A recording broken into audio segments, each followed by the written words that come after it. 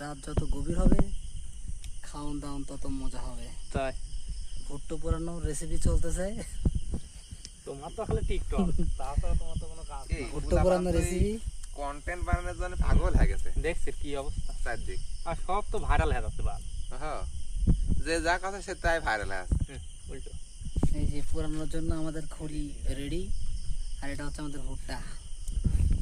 এটা ভুট্টার ভালো দিন। কি সুন্দর করে ধোয়াচ্ছে, ফাইন আছে বুঝলে? ভালো করে অন্ধকার হয়ে গেছে, একটু ভালো করে ধোয়াও।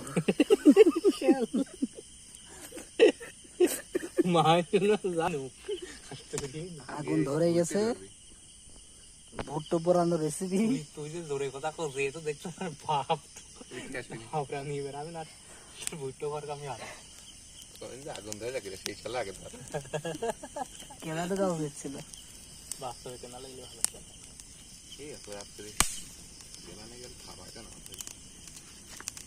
ছবি আমি তুলি তাহলে যদি শুনতে পারে যেটা করতে রবি তোর বাড়ি আসি কয়েছে কিটা